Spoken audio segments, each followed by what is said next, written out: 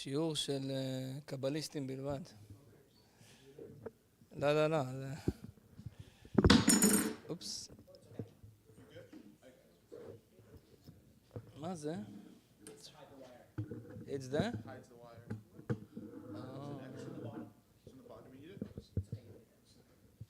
Hides the wire here. Oh, I see. I moved it. Well, you can put it. Okay, it's fine. All those microphone things are new for me. It's going to take me time to get, Okay, we can start, Bezrat Hashem. Shem Hashem na'aseh v'natzliach. והנה עם אדוני אלוהינו עלינו מעשה ידינו כוננה עלינו מעשה ידינו כוננהו. Shalom everyone, welcome to our Tuesday night class. Bezrat Hashem, today we're going to talk about procrastination. How to not procrastinate. I like this word because in Hebrew we don't have a word for that. I mean, there is a word, but nobody uses it. Dachyanut. Nobody uses that. In English, we use it a lot. Maybe because in North America, people procrastinate more. We're going to see the source of it, why people procrastinate, what Judaism has to say about it, how do we overcome it, and Bezrat Hashem, maybe a few secrets from Rebbe Nachman from Breslov today.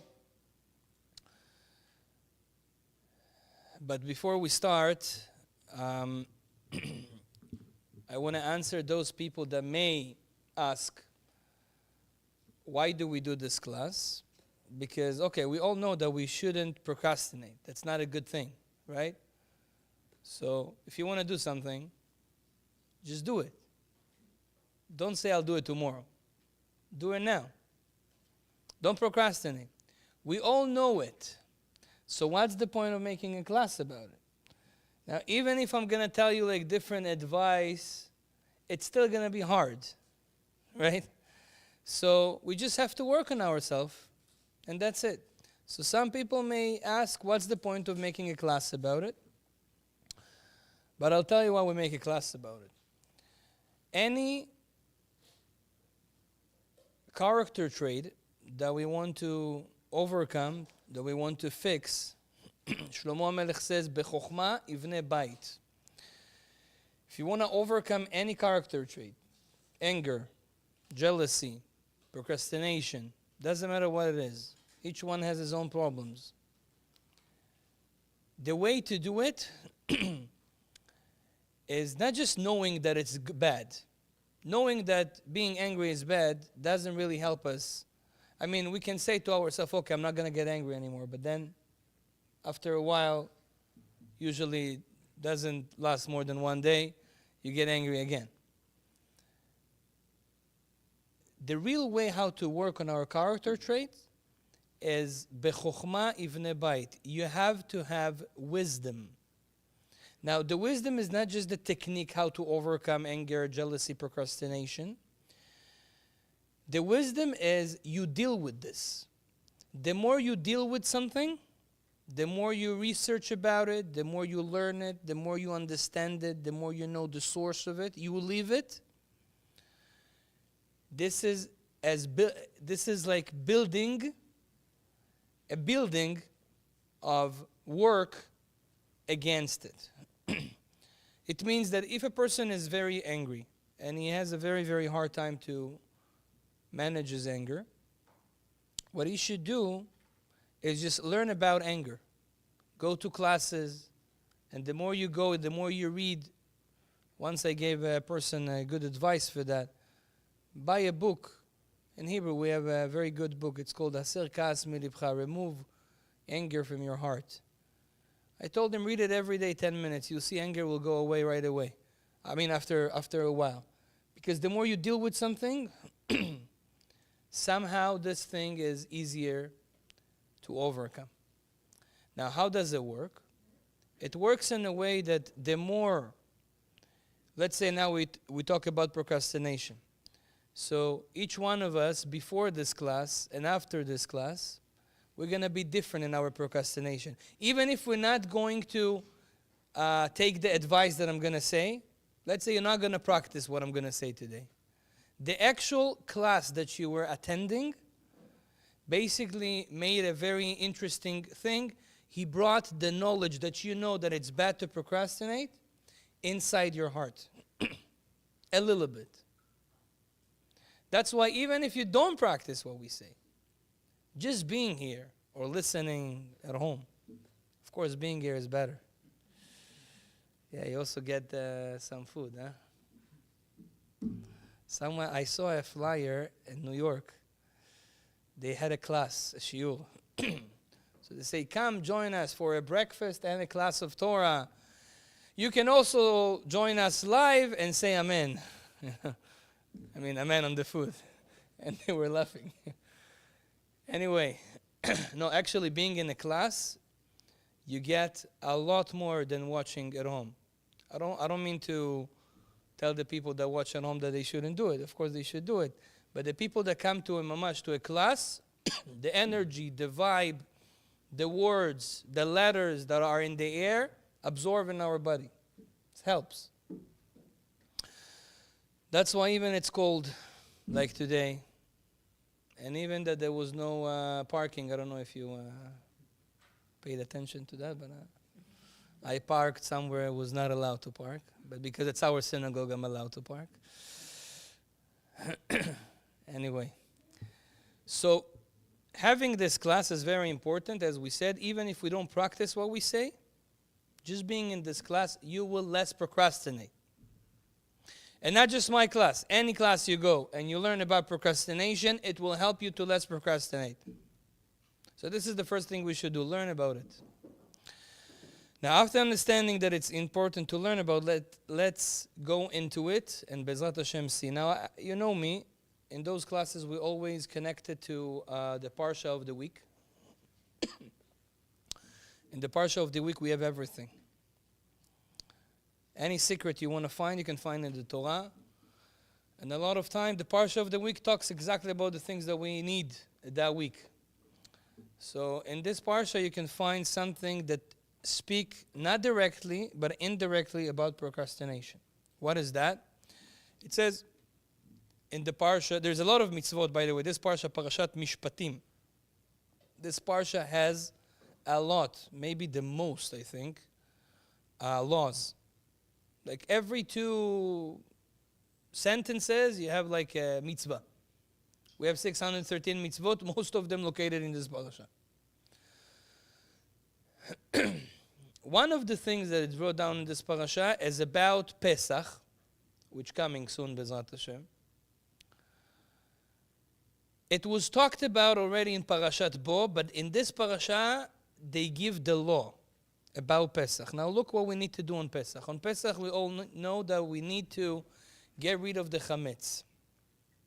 Chametz is wheat, flour, bread, all those things that we make bread from. There's 5 grains that we can make bread from. Yeah, it's wheat, barley, spelt, help me, oat, right? And איך קוראים לזה? Rye bread, right. So there are the 5. Anything from those 5 grains is not allowed to be in your home or owned by you on Pesach. Doesn't matter in what form. We have to just destroy it. We have to burn it. Or to just get rid of it and whatever is left to burn. Okay? We're not going to get into why. It's maybe, B'ezrat Hashem, a good topic for Pesach. But we need to get rid of that. Now, there is a certain time limit. It says in the pasuk in our parasha, לא תשחט על חמץ דם זבחי ולא ילין לבוקר ולא ילין חגי עד בוקר. This pasuk says that Hashem say that there is 2 mitzvot that we have to do the day before Pesach. The day before Pesach means when Pesach is at night. That day. It's called in Hebrew Erev Pesach. 2 things we need to do, 2 mitzvot. 1, we have to burn the chametz. We have to burn all those grains, all the wheat, all the bread. The second thing that we have to do in the same day, which today we practically don't do because we don't have a temple, we don't have a Bet HaMikdash, is Korban Pesach, a Pesach sacrifice.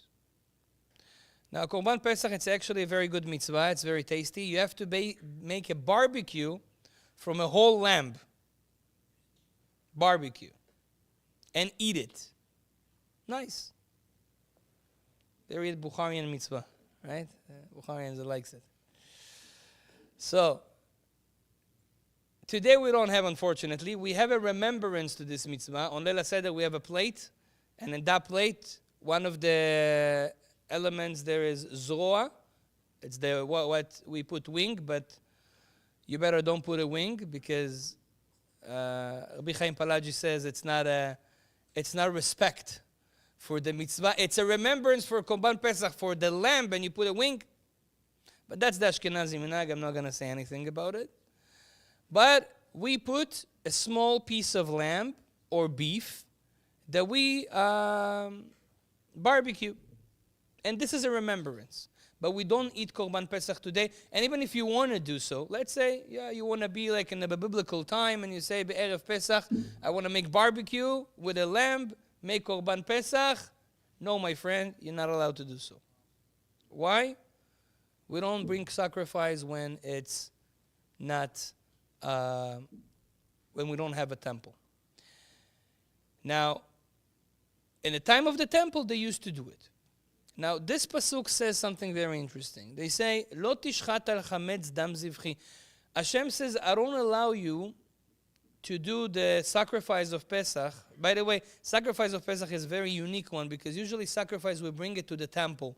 The sacrifice of Pesach we used to do at home, and we eat it at home. Not the Kohen, we do it. So Hashem says in this pasuk, "Lo tishchat al chametz dam zivchi" means don't make the sacrifice of Pesach while you still have chametz. First, burn your chametz, get rid of that, of the bread. Only after that, you should do the Korban Pesach. And the question that our sages ask is, what's the problem? Chametz we are not allowed to eat on Pesach, but why one day before Pesach you already restrict me with not eating chametz? I have to burn the chametz from the midday, while Pesach is still have a whole half a day to eat or to have. Why do you rabbis put me a border to burn the chametz? So they tell you because you shouldn't have chametz when you do Korban Pesach. And Korban Pesach you're allowed to do only in the other half of the day because you're not allowed to have chametz while you do Korban Pesach. Means those two mitzvot has to be separated. Now, why? It's going to be more comfortable. Imagine you have to make a whole barbecue of a lamb in a few hours. If you would give me a little bit more time to do it while I still have chametz at home, I will make sure the chametz doesn't touch the barbecue. It's okay.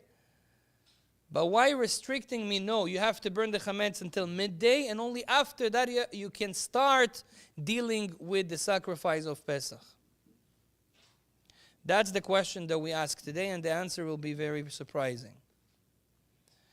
The answer, it has to do with our topic today, with procrastination. The answer for that question is brought down in a book called Sefer HaChinuch. Did you hear about that book? Sefer HaChinuch. Chinuch is basically education or discipline. But this book is a book that was written, I think, more than 1,000 years by an anonymous writer. I told you, our rabbis, they liked to be anonymous in a lot of situations. There's a lot of books that you open the book, you will see in the first page, who wrote it? No name. Now, why did they do that? Out of being humble. They didn't want people to praise them. Oh, you wrote this book. What a smart person you are. How genius you are. They didn't want it. To take credit. You know, the rabbis are not just people that learned a lot and know a lot. It's actually people that work on their character traits. And if the Torah says that being humble is important, they will try any way to be humble. Even when they write a book, they will try to be humble. So the Ben Ish Chai has one book that he wrote, but he pretended that it's not his. I told you about it, I think. He said, it's not me. He wrote another name, Yechezkel Kachli, which is actually, if you do a gematria, a numerical value of the name, you will see that this is the same numerical value of him, Yosef Chaim. He just wanted to hide himself. So Sefer HaChinuch is one of those examples of a person, of a rabbi, of a very genius person in Torah that wanted to hide himself. Toda Rabba. Now, Sefer HaChinuch is basically a book which I recommend to each one of you to have. It's a book that you have it in English. And it basically brings all the 613 commandments and explains them in a simple level.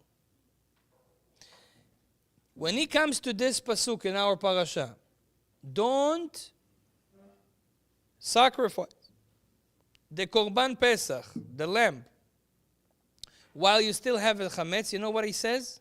He says, you know what is the reason that God didn't want us to do it in the same time? He separated those two mitzvot. He told you, no, you have to finish with your chametz before time. Even though you have time, but before time you have to burn the chametz until chatzot, until the midday. Only after that you can start the Korban Pesach. The reason is if God will not say that, we will procrastinate with the chametz. Because says the Sefer HaChinuch, the nature of people is, when you don't have a limit of time, you procrastinate. You know, each one of us has like some documents that you need to do. To feel, right? To send. Each one has like a document, at least one. And we always say, I have to finish with those documents. I have to do them.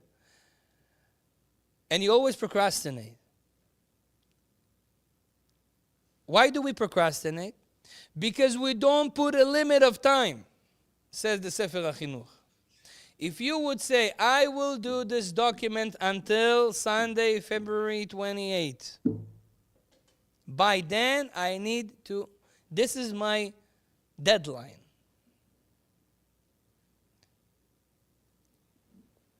You will do it. It's going to be easier for you to do it and to not procrastinate. The reason we procrastinate, even there's some people that are very organized. They even write down what they want to do, but they don't write time limit. They say, I need to do this week, or not this week. I need to do in general 1, 2, 3, 4, 5. He needs to do that. But somehow a lot of those things he procrastinate. Why? Because he never put it in a certain time limit. And the Torah tells us that this is one of the reasons we procrastinate. Because we don't have a time limit to end something and to start something else. Like this mitzvah. And burn the chametz only until midday. Only after that you can start Korban Pesach to do the Pesach sacrifice.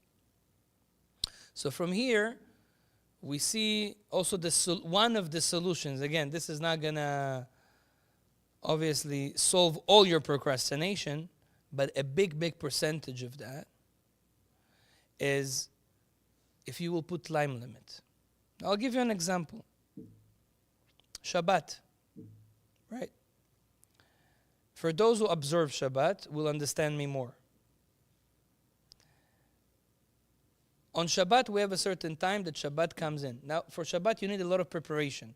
We're not allowed to cook on Shabbat, so we have to prepare everything from before to put a plata, and then we have to warm it on the plata. Now, all this has to be prepared. On Shabbat, you have to come into Shabbat clean.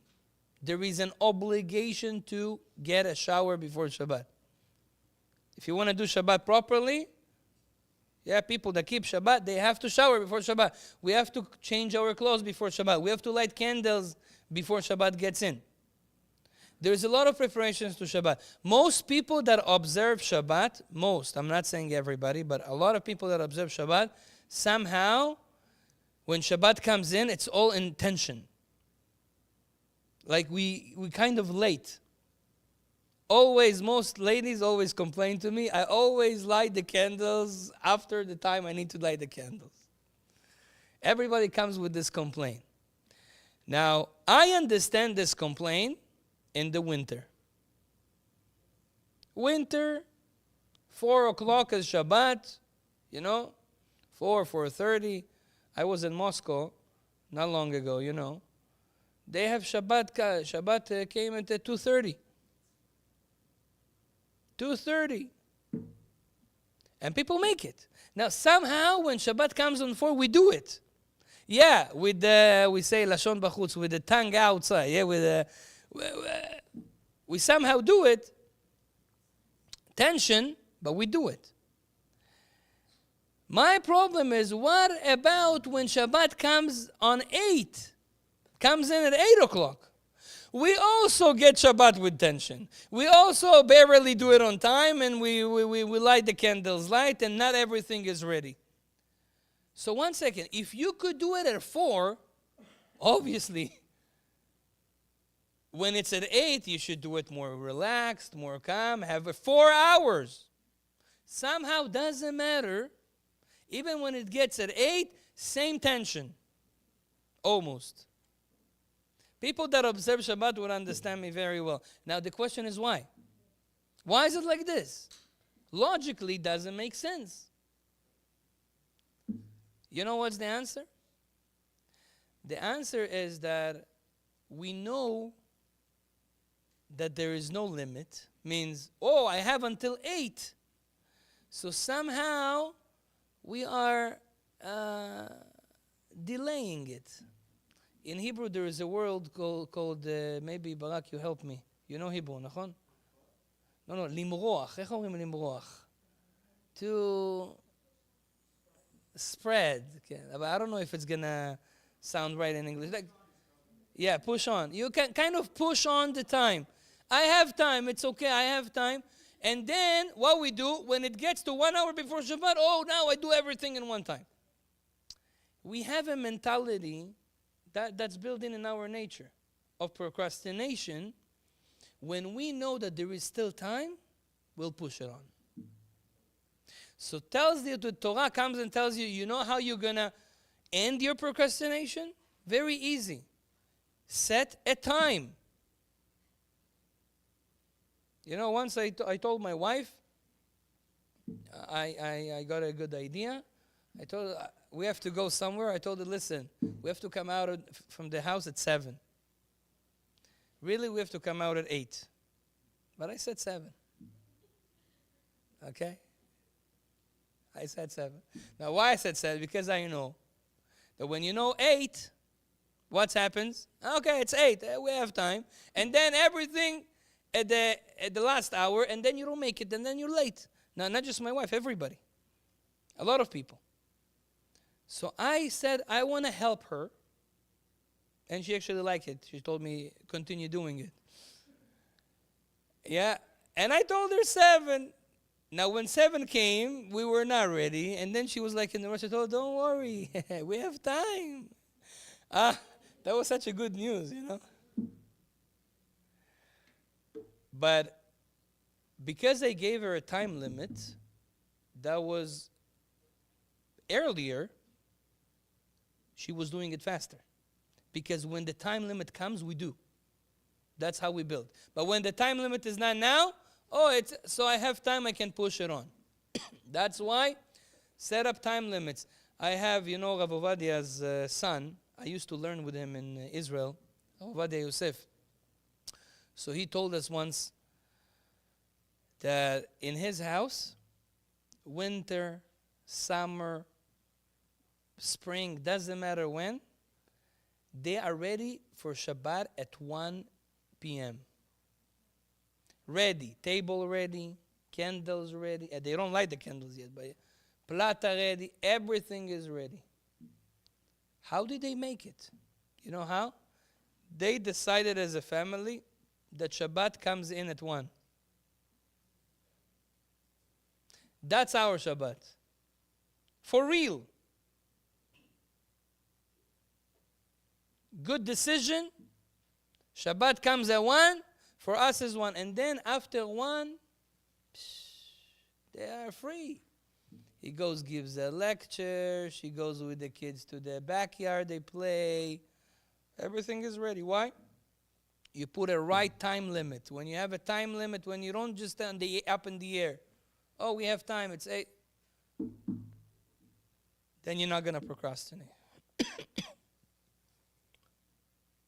Imagine you get a gift card. $100. Someone gave you a gift card, $100. If it doesn't say an expiry date for the gift card, would you use it right away?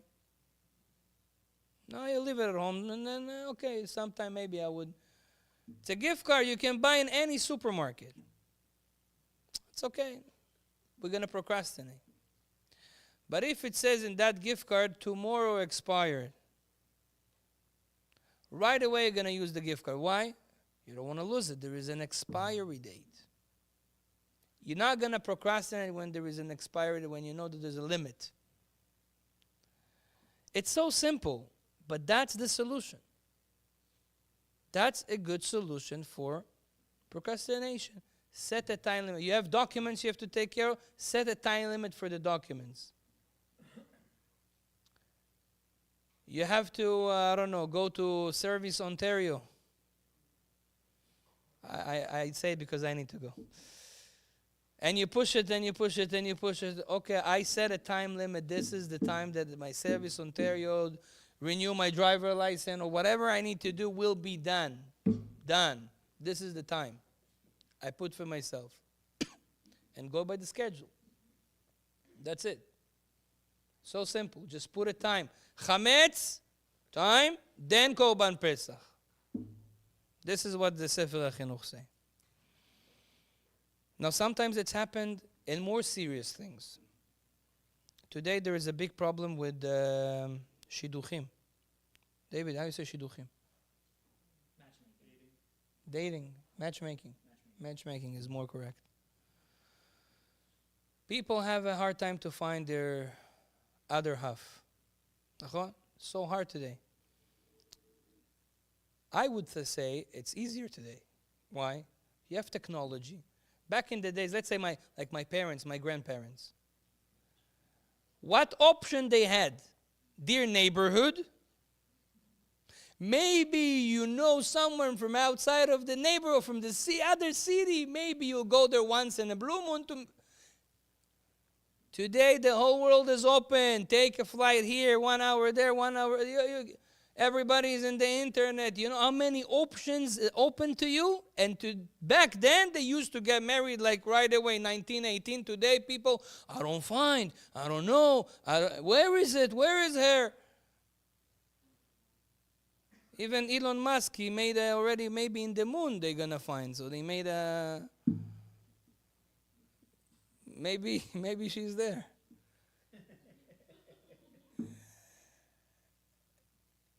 So what happens? There's a different problem. I think it's not the main, but it's a it's a major part of the problem. It's procrastination. That's why you don't find your soulmate. What do you mean procrastination? I'll tell you. A girl, 18 years old, she looks at herself in the mirror. I'm nice, I'm beautiful, the whole life is in front of me. Okay, I want a family, but it's not now. Okay? She didn't put a time. Okay, if she would put a time, 22, I'm married with a kid. This is my plan. This is my date. I put it in my calendar. I think about it. I have the plan. I'm telling you, she will get married. Most likely. Unless be'emet, according to Hashem, she doesn't need to. But this is very rare. Because each one of us has a lot of matches. I mean, according to Kabbalah, few people can match you. Of course, you have the one, the soulmate, the most high. But you can find something yours. Put a time limit. So she didn't put a time limit. Then she's like, okay, I have time, and she doesn't think about it. And now she's learning in university, and then friends, and then work, and then somehow the time passes, and because she never put a limit to that, when she wants to do it, it just pushed on and on and on. And then she woke up one day and she's like 38, 40. And then they say biological clock and all those things. It's a problem. It's procrastination. And you don't feel that. Now look what the Torah say. I know that this is going to be very extreme for you, but I don't care. I'm going to say it. Baruch atah Adonai Eloheinu melech haolam שהכל נהיה בדברו.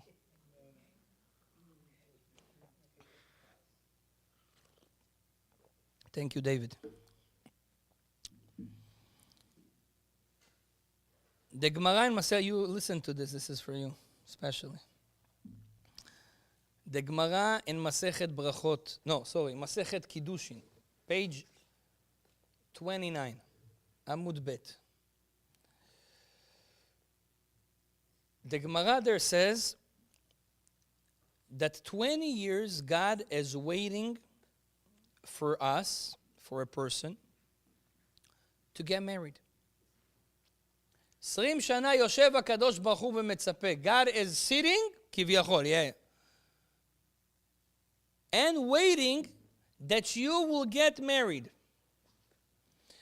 When 20 comes and ends, the age of 20, God is kind of disappointed.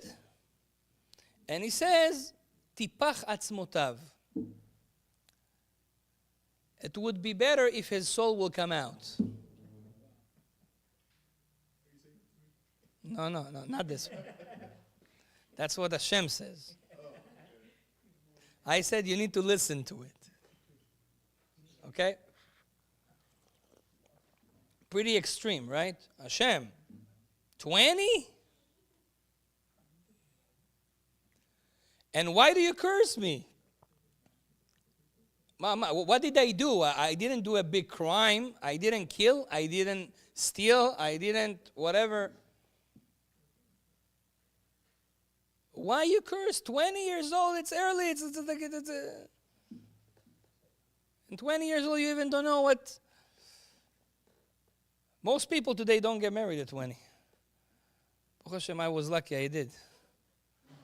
But when you look at this Gemara, Hashem says, 20, you need to get married. Now, look what God do. God put us a limit. Now, according to halacha, don't worry, you have different excuses and you have different reasons to go over that 20.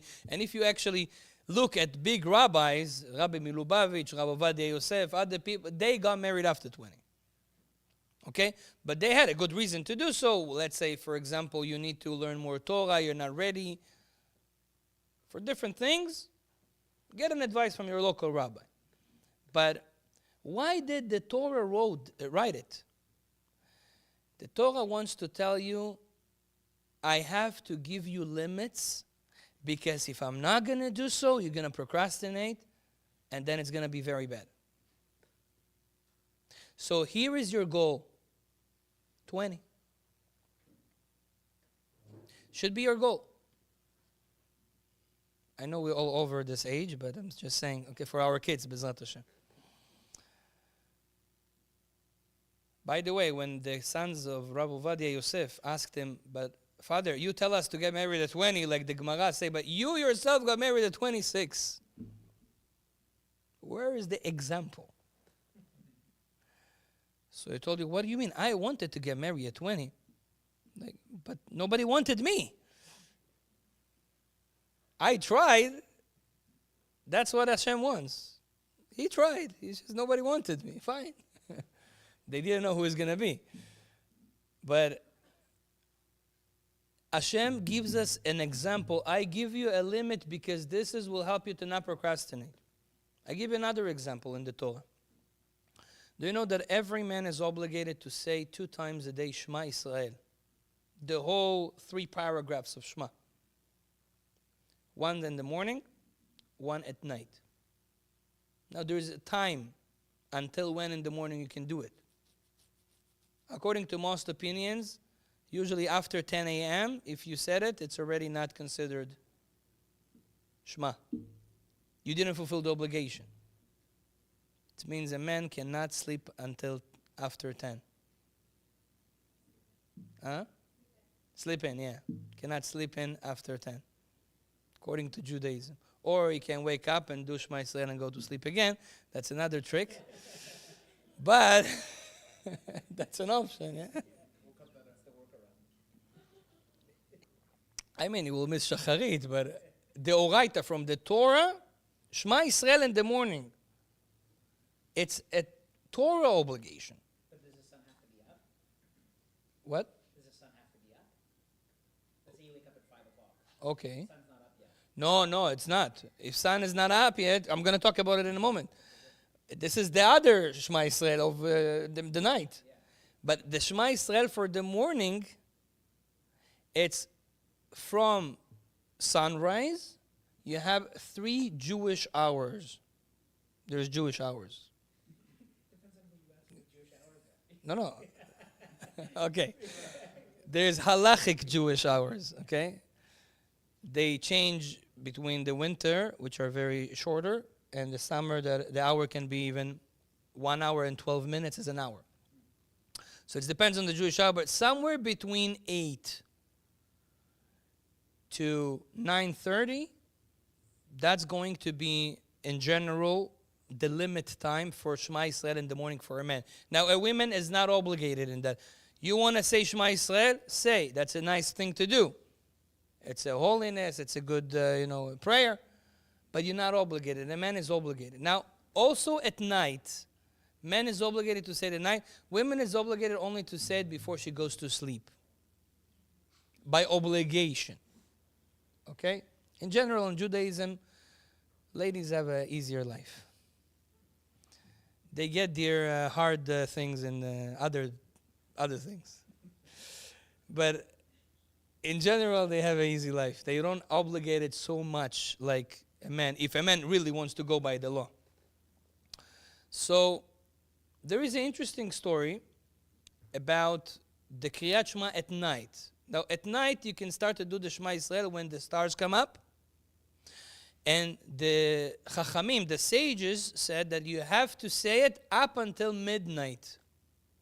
Let's say 12. There is a Jewish midnight also. It changes, depends the winter or summer. But let's say usually it's somewhere around 12, from 11:30 to 1:30. Let's say 12. Up until that time, you can say Shema Yisrael. That's what Chachamim, the rabbis say, halacha, it's a law. One day, the sons of the chief rabbi of the Sanhedrin, Rabban Shimon ben Gamliel, they went to a wedding. The wedding was very happy, was dancing, was food, was shish kebab, was everything. And they didn't do Shema Yisrael because of all the, they were distracted. They forgot. They came home, there was like 2 a.m., 3 a.m. It's not sunrise yet, but it's also after midnight. And they didn't reach Shema Yisrael. Gemara Masechet Brachot in the beginning, they come to their father and says, Abba, you don't understand what happened. We forgot to do Shema. And it's already after midnight. What do we do? It's never happened to us. They thought they missed it. Their father smiled to them and says, guys, don't worry. You can still do Shema Yisrael. But how? Chachamim said until midnight. Says, I'll tell you things that Chachamim don't tell you. Shema Yisrael technically can be said up until the dawn, the morning. Because it says, Beshochbecha, when you sleep. When people sleep, from the time of sleep can be from when the stars come out up until the dawn. This is when you lie down and when you rise. Exactly, when you lie down. When you lie down, people lie down. Some people lie down early, some people lie down late. But you rise, usually start to rise at the dawn. So you can still say Shema Yisrael. So then they asked him, but why the rabbis said that it's only up until midnight? So he answered them, because the rabbis are smart and they put a limit so you don't fall asleep and don't reach Shema at all. Because the nature of people, you come home, there's something to eat? Yes, honey. Okay. I'll eat. Oh, I didn't do Shema Yisrael. Okay, I'll eat, then I do. You eat? And then, okay, I need to drink something also. You can't only eat. Also, you need to drink. So you also drink something. And then you're like, I'm too tired to say this Shema Yisrael now. You know what? I'll take a nap. 10 minutes. 10 minutes nap. And then, Laila Tov, you are in the upper worlds and you wake up in the morning and no Shema Yisrael, and it's a mitzvah from the Torah. It's not like not putting tefillin. It's important. So Chachamim says, okay guys, I have to put you a limit, because then he says, I'll take a nap, I have time. If you know that you have the whole night, what's going to happen to you? You're going to procrastinate. There's no limit. All night. Okay, we can push it off. Another 10 minutes. Okay, after that, I'll do just this and then No. Chatzot, midnight. If you don't do it, problem. You're doing against the rabbis. Why did they put this law? To help you. To not procrastinate. So we see that our sages understand that there is a procrastination, and they do things in the Torah to fight with it. What? How you fight with it? Set a limit of time.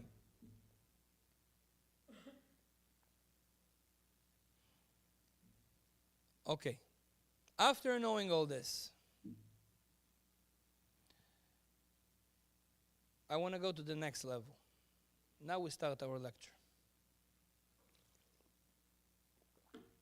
I always like to say it in the middle of the lecture. Rebbe Nachman from Breslev took this one level up. And he said, listen, all what I achieved in life, says Rebbe Nachman, is because of overcoming procrastination. What did Rebbe Nachman achieve? Rebbe Nachman passed away when he was 38 years old.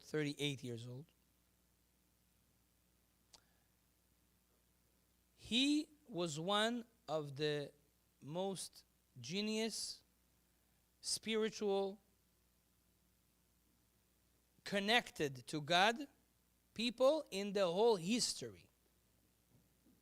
38 years old. It's a child. It's very young. How did he achieve this? He looked at a person, he knows his past life. He knows what is his tikkun, what he needs to do in life. How did he achieve all this in such a young age? He said, because I overcome procrastination. That was my key. And I want to read you his Torah. He writes it in his book, Likutei Moharan. By the way, every paragraph in Likutei Moharan, it's called a Torah. Torah 1, Torah 2, Torah 3, Torah 4, 5, Torah 4. And he writes in Torah 272 the following things. I want to read it in Hebrew and I'll explain it to you. There is a phrase, there is a pasuk in Tehillim 95, Hayom im bekolo tishmau. Today, if you will listen to God. Okay? Now this phrase, by the way, there's a lot of interpretations in that. There's a very interesting story about Rabbi Yeshua ben Levi that was talking to Eliyahu Navi on a daily basis. And one time he asked him, where is Mashiach? I want to see the soul of Mashiach. So he told him he is in that and that place. So he went there and he saw him. And he asked him, excuse me, where exactly are you going to come? So the Mashiach told him, what do you mean? Today. So Rabbi Yeshua ben Levi was so happy, he came to Eliyahu Navi Beka and told him, you don't understand. He told me he's coming today. He was waiting the whole day. Tomorrow he comes to Eliyahu Navi again and he says, tell me, is that possible that Mashiach is lying? He says, why? He says, he told me he's coming today. He says, you don't understand Mashiach. Mashiach talks with psukim, with Torah sentences. Torah verses. When he says Hayom, he means the verse in Tehillim 95 that says Hayom im bekolot tishma'u. Today, if you will listen to God's commandments. So on this phrase, Hayom im bekolot tishma'u, Rebbe Nachman has a different interpretation. Look what he says. And this is a very big rule in serving God and in life in general. Shelo yasim leneged einav, that a person should always have in front of his eyes ki imotu hayom, only that day that he is in. Means you always should focus on today. In work and in serving God and in anything you need in life, you should focus on today. And to not think about another day. Like it's brought down in the books. And when you want to serve God properly, you need this mentality of focus on that day only. And to not focus on the day after or the day before. You know, there's some people, they live in the past. Nostalgia, how you call it? Nostalgia, yeah. People that's a nostalgia people. All day they speak about what happened. Yeah, and when we were in the army, yeah, we were in this. All day he speaks. He basically, what does he do? He spends his present for his past. He wastes his present with his past. There is people that they are opposite. Now you find who you are. There's people that always think about the future. He doesn't care about the past right now. Past. Hell, about. But future, what's going to be? He check the weather every day. What's going to be this week? Planning. It's very important for him. Usually those people who watch news more, they care about what's going to happen. They worry about what's going to happen. This guy, he wastes his present for the unknown future. Who said it's not so going to be on? Statistics. You never know. You plan things. You know how we say, you plan, God laughs? You plan things, I'm going to do this, I'm going to do that, I'm going to do that. At the end, you come to the event or whatever you wanted to plan, everything goes the other way. Different than, sometimes for good, sometimes for bad. But he still lives in the future. This is also not good. So how a Jew needs to live? Today. And I'm telling you, it's very hard. But if you have it, you're the happiest person in the world. And you're going to be the biggest, you're going to be a giant. Rebbe Nachman says, this is how I got my level. For me, there was only today. He got to a level that for him, he lives only today. There's no tomorrow. There's no yesterday. Because technically, there's only today. More than that, there's only now. So he says, now, why do we need this? Look how it helps you in life. שנדמה לאדם כאילו הוא מסע כבד ואי אפשר לו לישא מסע כבד כזאת. אבל כשיחשוב שאין לו רק אותו היום, לא יהיה לו מסע כלל. He says, you know what's the problem of people? Why they have a hard time to get closer to Judaism and to start observe Judaism and to be closer to God? You know what's the main problem? We know that it's true. You can ask, especially in Israel, go ask any person in the street. Most of people will tell, of course I believe in God. Do you believe in the Torah? Of course I believe in the Torah. Is the Torah right? Of course. My rabbi once made an experiment. You know, there's those guys that says, I'm atheist, I don't believe in God, the Torah is not true. Today I had an Uber like this. I wanted to go out of the... Huh? No. Said that, no. At the end, he was a good driver, so I gave him 5 stars. But okay, his ideas was like, and then when I told him, but logically, can this world be created without God? And then he's like, yes, it can't, but so why you say what you said? You know? When he actually thinks, he understands that it's not possible. But he wants to say I'm an atheist. Anyway, so there's people that, so my rabbi, one of my rabbis when I was 14 years old in Israel, he actually brought me closer to Judaism. He had like those guys that claim that there's no God and there's no Torah. One time he made a big event, and one of those guys were there in that event. So then he asked the question, he says, who doesn't believe in the Torah and whatever? So he's like, Torah is not right.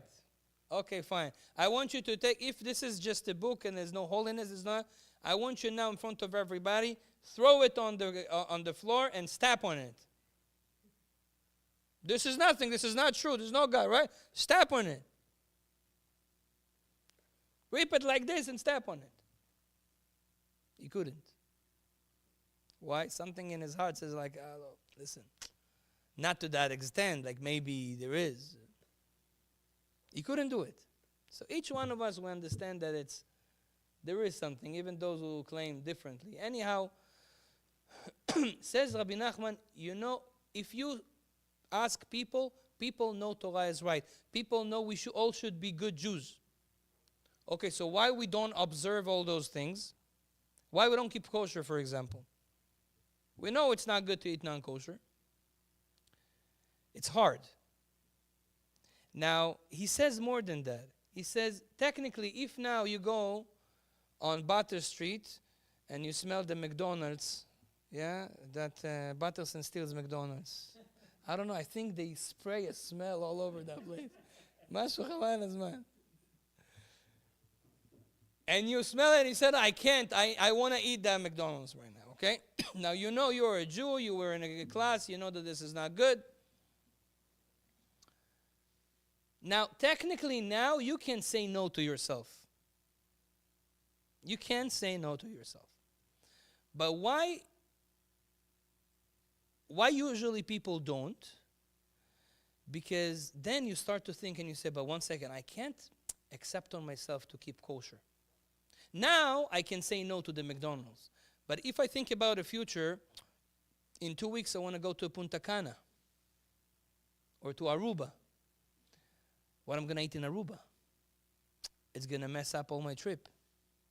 And when I'm going to go to my relatives, so what I'm going to tell them, I'm kosher now? They're going to laugh at me. So when you look at the future, you see, this is too much for me right now. And this is what makes you not do that step.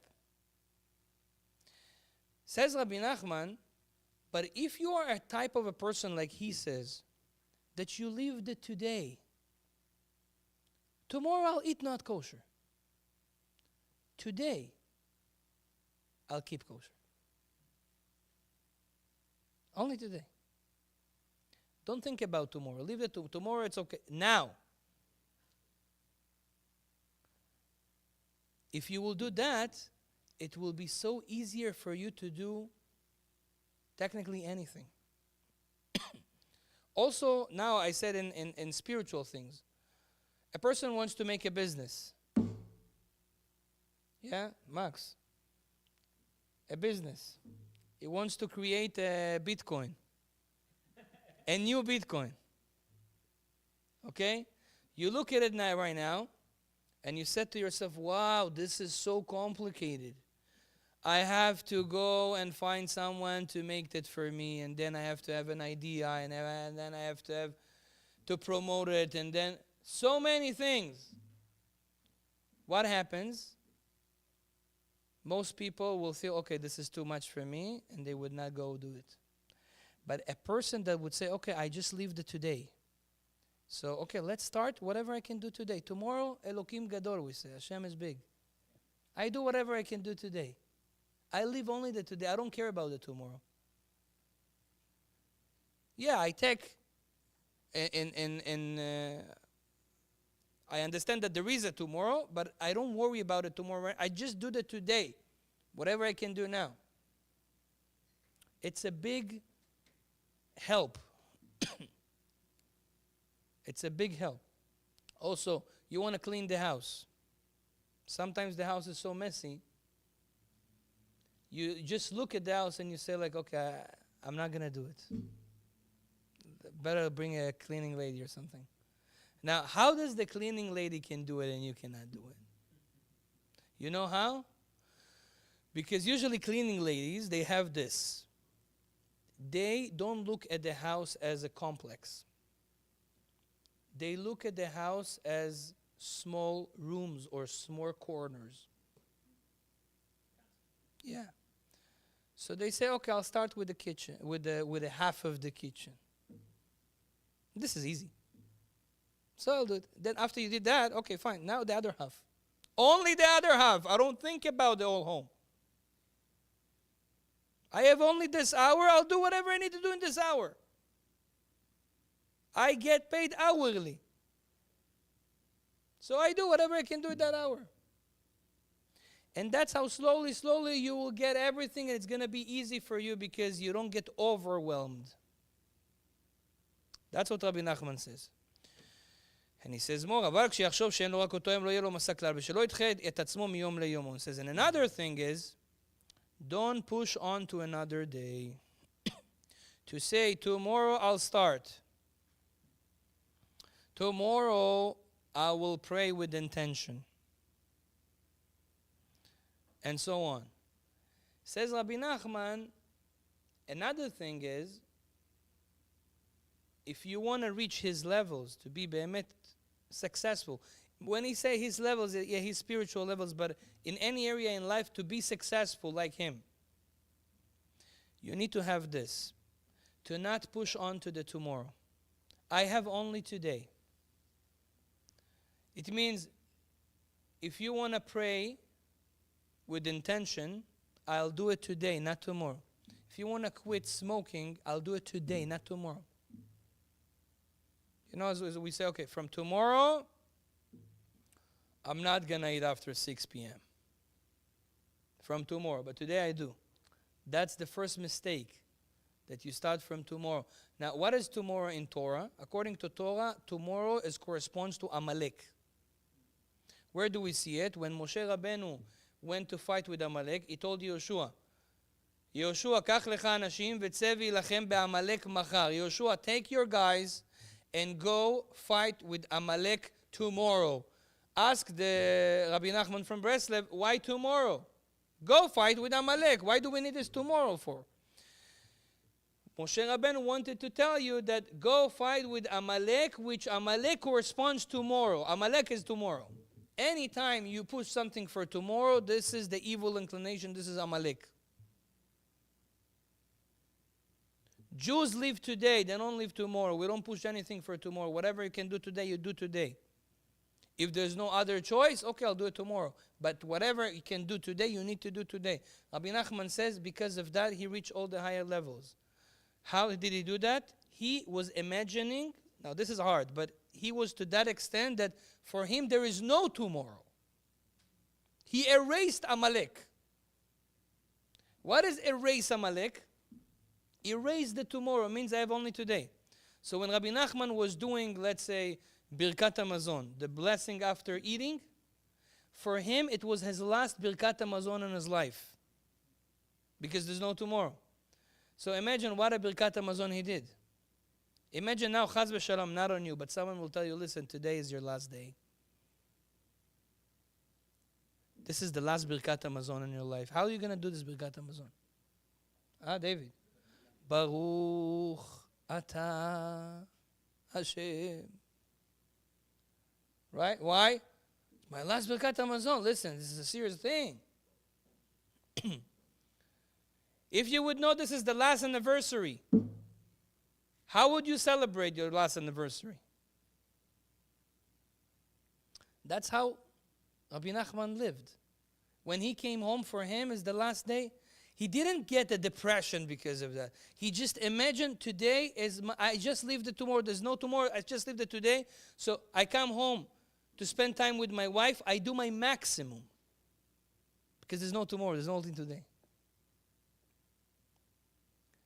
That's how we lived. Now, I tried it a little bit. For example, yesterday I was saying to myself, okay, let's say that this is my last Arvit. Right away, you're like, okay, last one?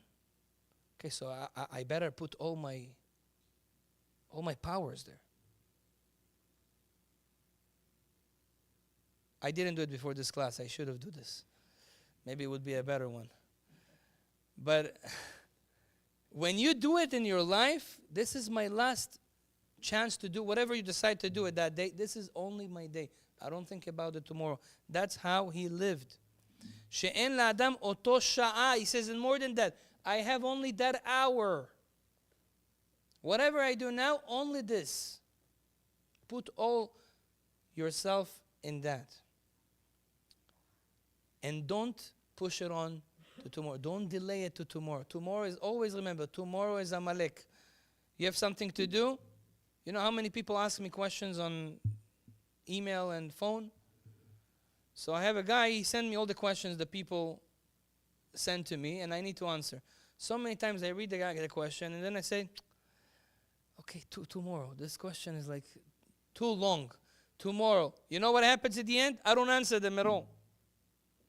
By the way, I'm sorry if someone see that. Why? That's it. Because when you push it on, it's like Kriyat Shema. If Chachamim would not put the limit, do it now, what would happen? I will push it on and then we'll forget about it. That's what Judaism tells you. No, do it now. Do it now. Whatever you can do now. Also business. I realize that. If you have like a business idea, right away, write it down. Right away, make a call. You got something interesting? Go get that call done. Get this done now. You want to help someone. Someone needs help. Calls you, listen, I need your help. Really, maybe you can collect some money. It's happened to me a few days ago. A guy, they kick him out of the house. He needs 30,000 shekels. So someone called me, can you help somehow? Can you collect? You know people and this and that. I remember when I was in Moscow, so one guy told me, listen, Rabbi, please, if someone needs money, let me know. I said, don't worry, I'll let you know. And then, right away, I said, if I'm not going to do it now, that was very late in Moscow already. But I said, if I'm not going to do it now, I'm just going to push it on and I'm going to forget about it, and that person will suffer. Right away do it.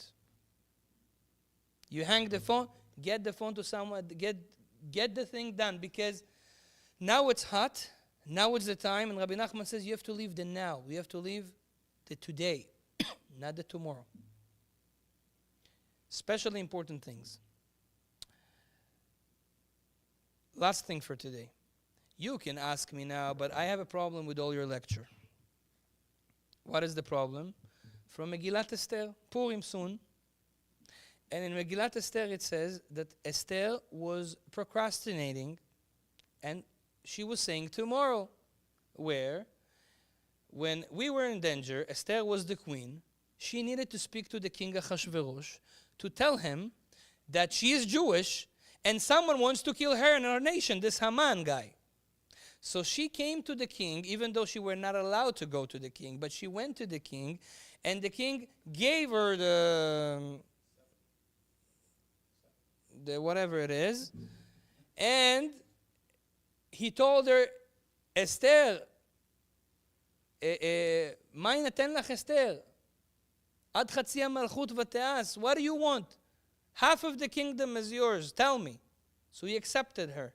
So look what she says. She says, please, Achashverosh, I want you to come to the feast that I made for you, and Haman also to come. Now, why did she want Haman there? Haman is the guy that wants to kill her. Because she says, now I'm going to tell him that Haman wants to kill me. If he's going to be there, he's going to kill him right away. But if he's not going to be there, he's going to say, who is this Haman? He's going to get angry, but then he's going to forget about it, and maybe he's not going to kill him. I want him there. So she invited Haman as well. Okay, she made the feast. They all came. Now look what Esther is doing.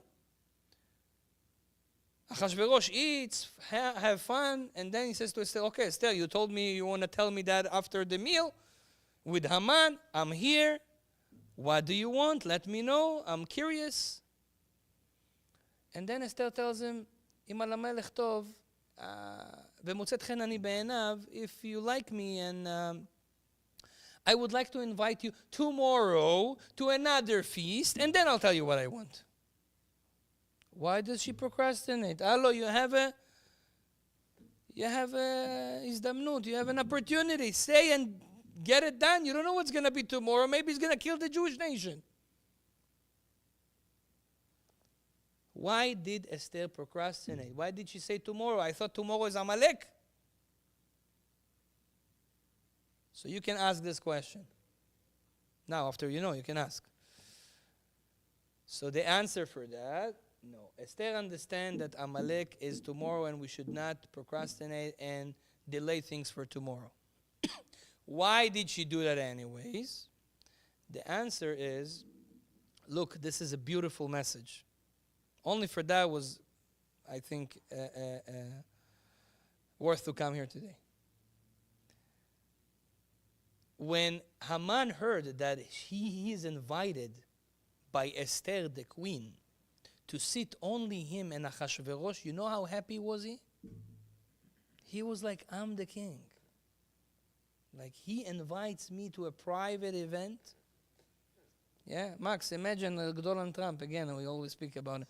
Calls you, Max, privately, come to me for a dinner.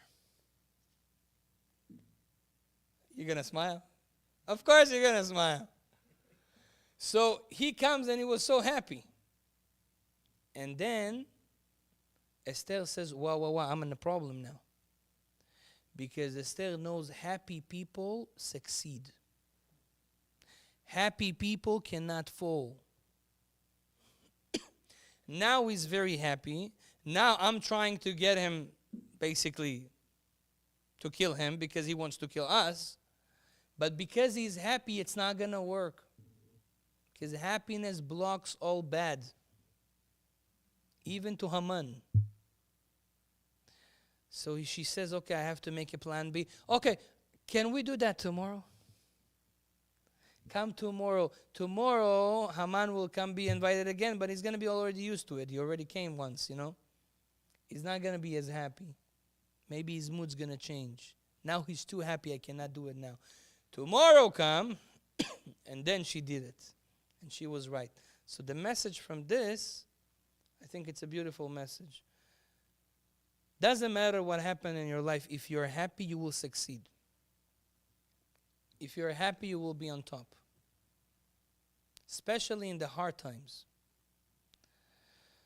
As Bezat Hashem, time has already came. We have a lot of more information, but Bezat Hashem, maybe in another time. But if we make a summary of this, the practical things for today, procrastinate, it's a character trait that we need to change. It destroys our life, spiritually and physically. The right way how to approach it is to understand that if I have time limits to things I want to do, or even to my kids, if I put them time limits, they will less procrastinate. I will less procrastinate. When I know that I need to do something in a certain time. So apply it to your life and you will see a change. You'll see that you will less procrastinate. Second message, leave the today. Leaving the yesterday or the tomorrow, it just spend our time. Just waste our time, waste our present. The present is the most important. Rebbe Nachman says you want to reach the highest levels, leave the today. Don't push anything for tomorrow that you can do today. And live the today means that understand that today, whatever you do, it's only today. There is no tomorrow. Like, and if you can reach the level of Rabbi Nachman, even saying to you, there is no tomorrow, mamash, really. Today is my last tefillah. Today is my last birkat hamazon. Today is my last opportunity to sit with the wife, with the family. So therefore, I give my maximum. You will see you're uplifting your level in seconds to a very high level. And Bezrat Hashem, hopefully you can become even great like Rabbi Nachman in Breslev. Chazaku Baruch, Bezrat Hashem, may HaKadosh Baruch Hu bless each one of you. Give you a lot of nachat, atzlacha, bracha, and the most important that we, with the merit of this class, will come out of this door with less procrastination. Bezrat Hashem, maybe not at all. Amen ve'amen. Thank you for kapara, giving the food today, and anyone else that Bezrat Hashem helped. Bli neder, next week, we're not going to have a class because I have classes in New York. Bezrat Hashem. I'm going to be in Queens if you want to come there. It's an open door. But the next week after that, Bezrat Hashem, we will come back to our classes. Baruch Adonai Le'olam, amen ve'amen.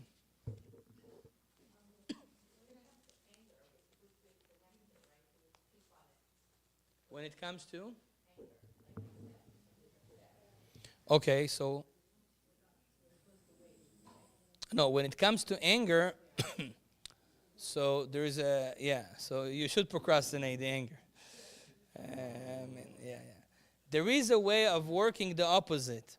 When there's something bad, it's good to say tomorrow. Because Amalek, something bad, you cancel it with another Amalek.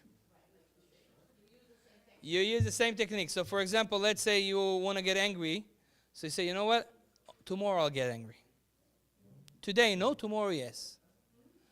Yeah? Or you want to eat something non-kosher. So you say, okay, today I'm not going to eat something non-kosher. I leave it today. Tomorrow I will. And then tomorrow say the same thing.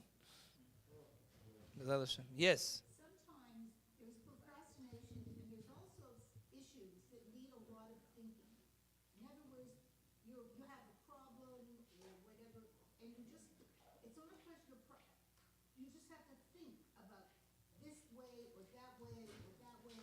I mean, there's a fine line between really thinking of various strategies and how you feel about it and looking at the picture versus procrastination. You're talking about planning. Planning or looking at the problem through this way and that way and this way. Yeah, so in general, we shouldn't think too much about the future, even though we need to plan. It's important. But planning has to be very clear. Okay, I need to do 1, 2, 3, 4, 5. And then we have to go back to the present. Because our main life should be in the present, not in the future. To fantasy, think, okay, I'll do this and I'll do that. This is, Ben Ish Chai says it's not good. He said it's even caused the opposite effect. He says when you're too much happy about the future that does not exist, for God, it's count as it already happened. And even if you deserve to have such a future, you already got it. So for example, let's say if you think about, now I'm going to win the lottery, $50 million, and what am I going to do with the money? So, I'm going to put it in this, in the stock market, and in bitcoins, and in this, and I'm going to buy a boat, and I'm going to buy this and that. All those planning makes you happy. This is called dreaming. while you're not sleeping. It's called daydreaming. The daydreaming, says the Ben Ish Chai, because it makes you happy and for you it's as if it happened because it's in your imagination, sometimes in heaven they will count it as if it happened. Even though you need to win the lottery, you got it already in your mind. So in physical life you won't get it anymore. That's why he says it's not good to fantasize too much. Plan, that's it. Go back to present. Okay? That's real psychology. I mean, this is